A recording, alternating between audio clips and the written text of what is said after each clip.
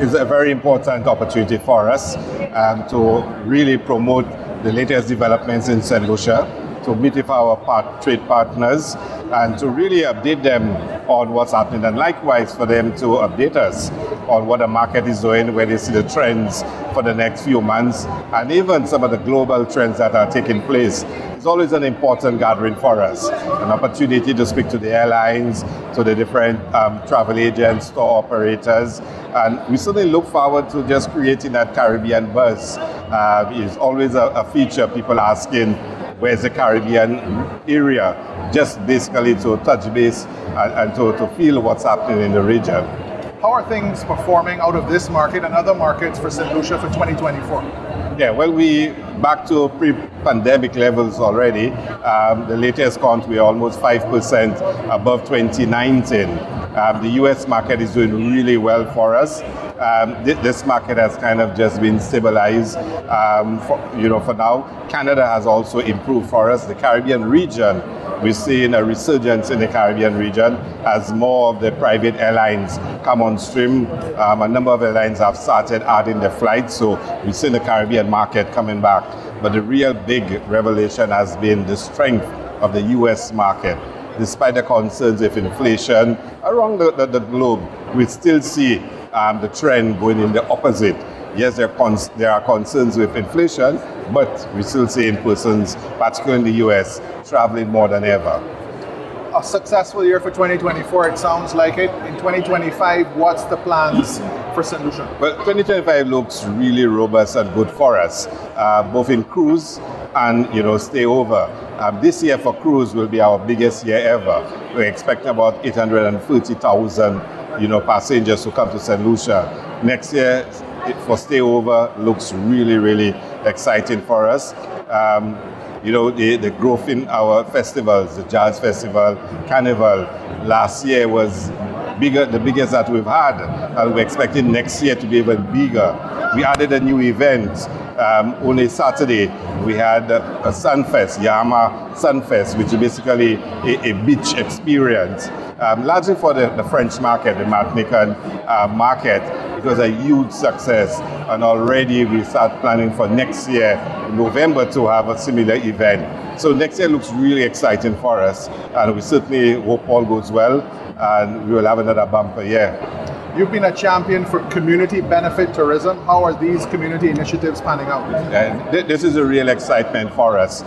We've seen the growth, and we have so many projects on the way right now in St. Lucia. The flagship for us is the Underwater Sculpture Park. We'll be building 3 underwater sculpture parks, telling the story of St. Lucia, theme along history, culture, and tradition. And for us, that will be our flagship project for next year.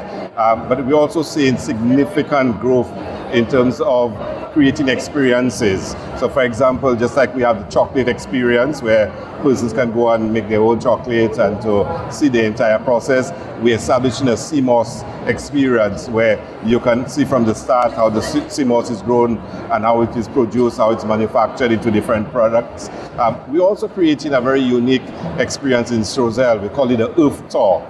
Strozel, as you know, is where we still have some the indigenous persons, the Caribs. That's where they live. And we've taken a number of artisans that live in that community.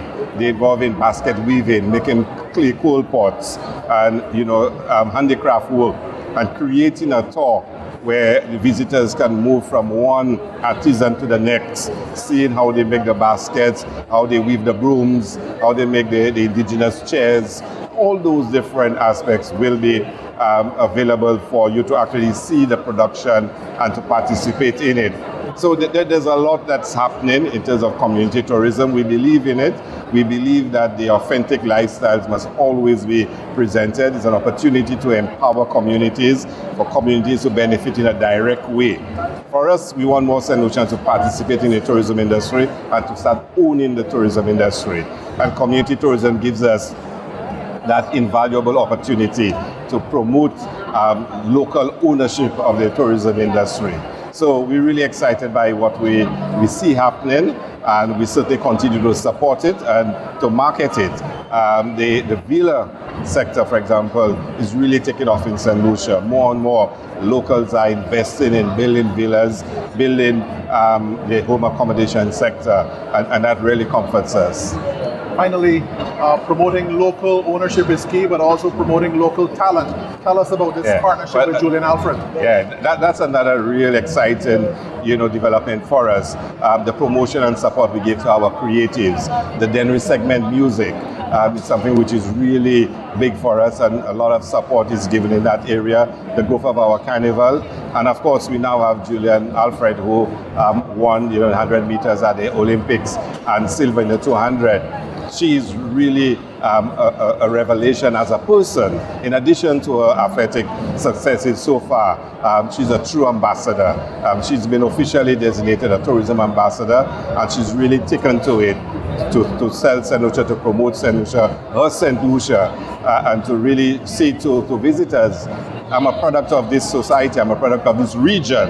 You must never forget we sell Caribbean people, and she, like I said, she's a natural to it. So she's really excited and inspiring all of us. And like our tagline goes, let St. Lucia inspire you. She is really becoming a revelation in inspiring all St. Lucians to show more of their country.